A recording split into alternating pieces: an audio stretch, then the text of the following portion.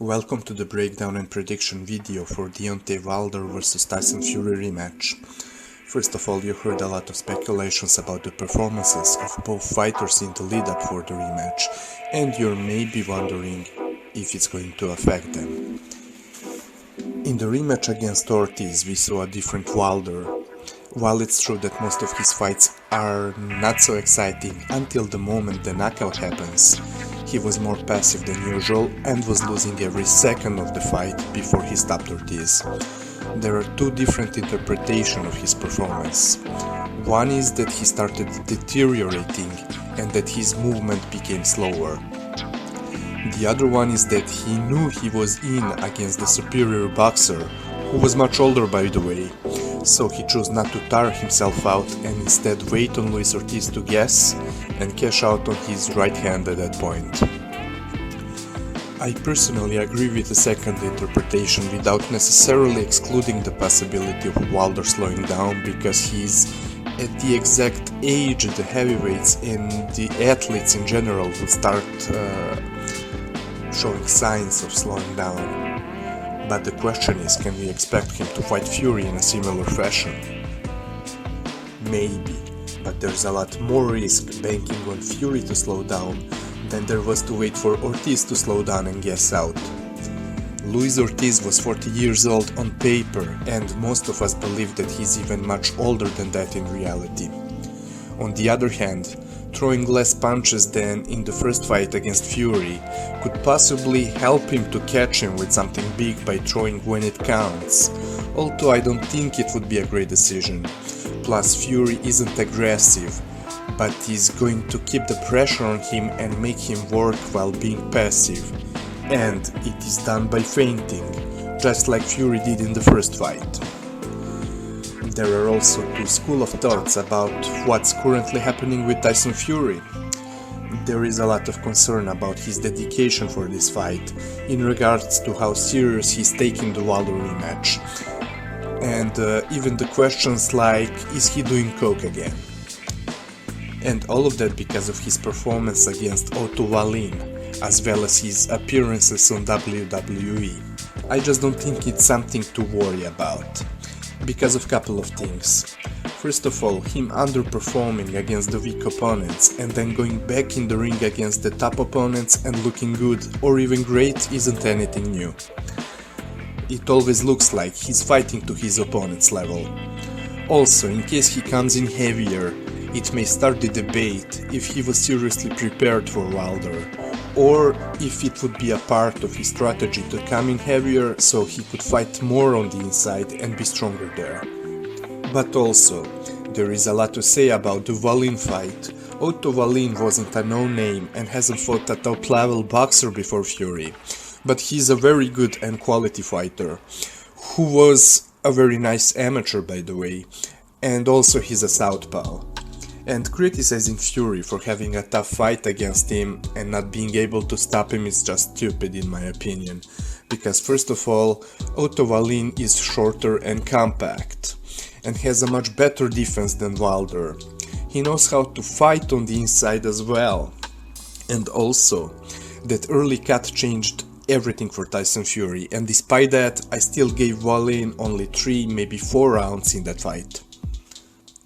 This is close to being a 50-50 kind of fight in my opinion. Fury is a slight favorite per bookmakers, but despite Wildr being limited, you never know if he's going to finish the fight with his right hand.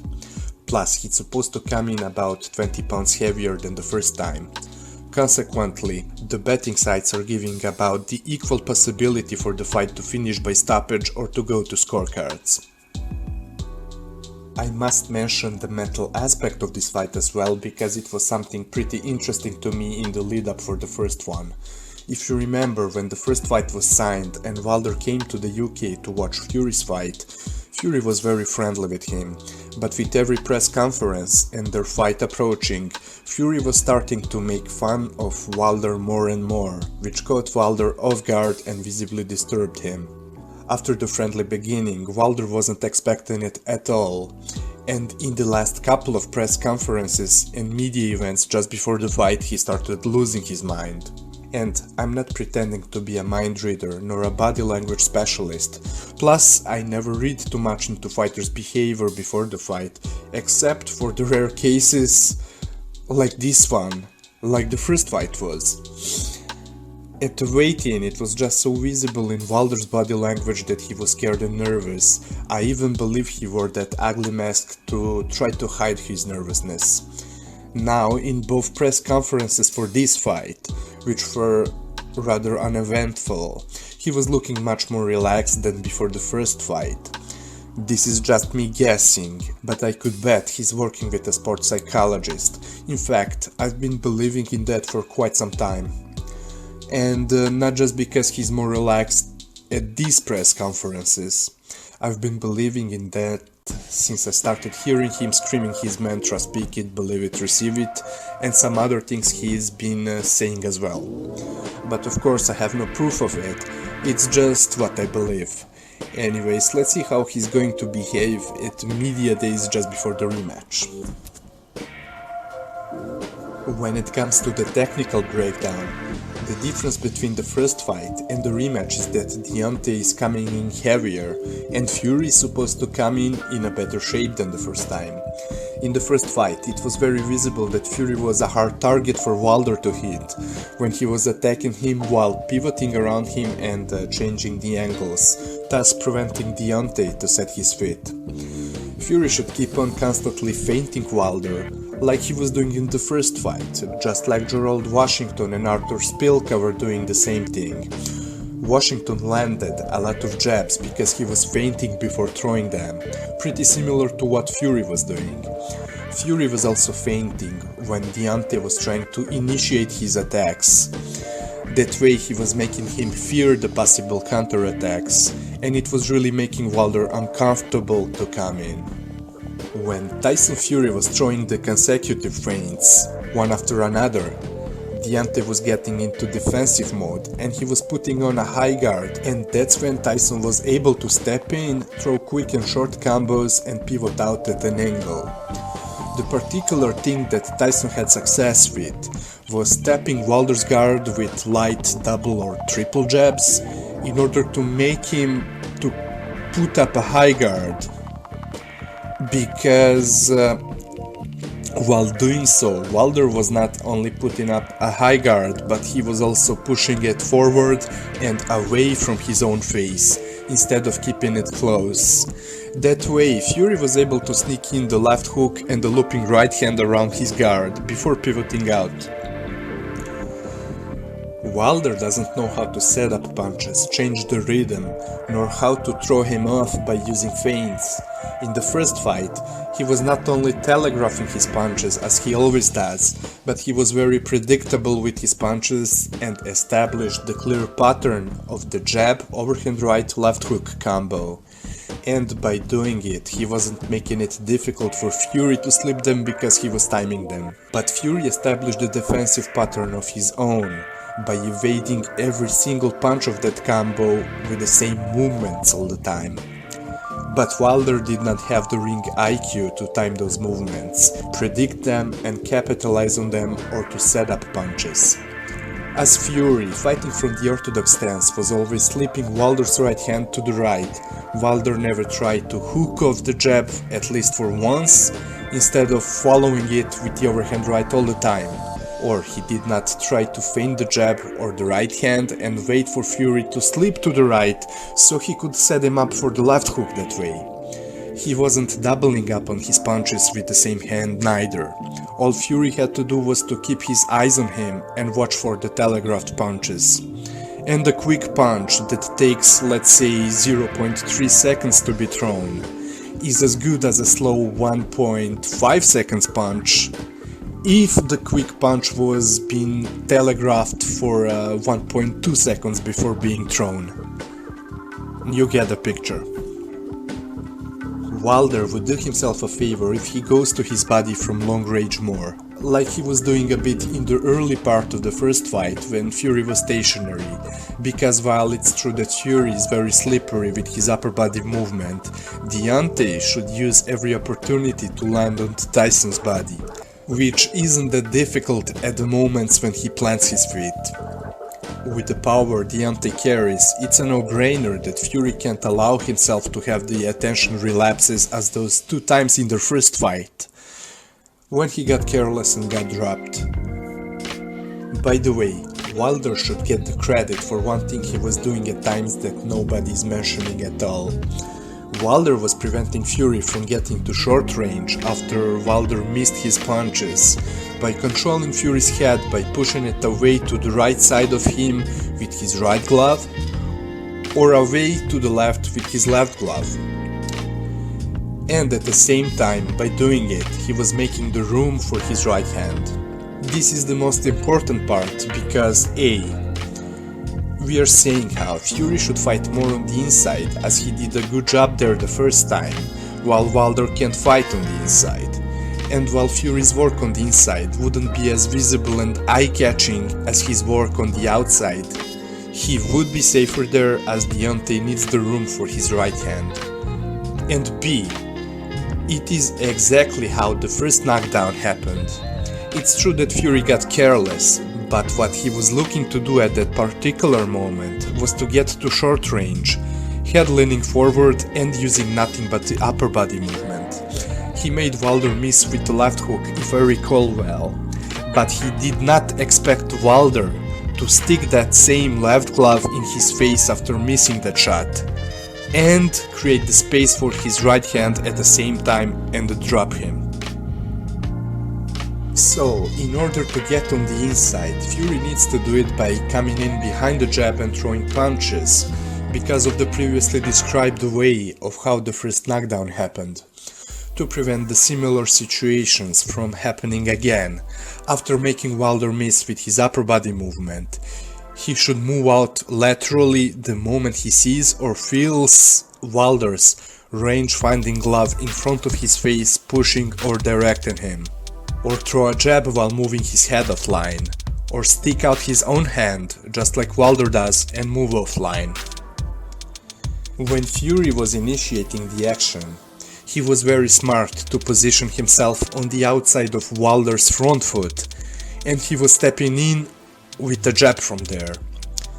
Being that Fury was jabbing while being placed slightly at the left of Wilder, outside of his lead foot, and close to Wilder's left hand, Wilder was trying to counter his jab with the left hook, but being that his left hook is sloppy and nowhere near as powerful as his right hand, Fury was able to outgun him and sneak in the right hand before Wilder's left hook gets to him.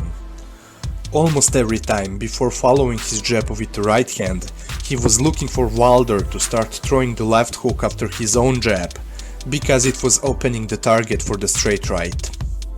Since the first round of their first fight, Tyson was countering Deontay with right uppercuts to the body on their way to the clinch whenever Wilder was lunging in with the wild overhand rights, and he should definitely be looking to do the same again.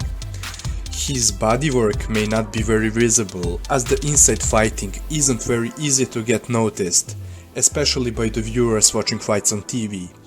But his body punching, coupled with making Deontay miss so much, helped him slow Deontay down in the later rounds. And another way he was countering him was with his jab, when Wilder was lunging in with the overhand right. When it comes to Wilder's own 1-2s, a jab doesn't only serve him as a rangefinder for the right hand, but also to push or knock the opponent's glove down and clear the way for the right hand, the exact same way Vladimir Klitschko knocked down Anthony Joshua, or the same way Wilder landed some of his rights on Luis Ortiz in the first fight.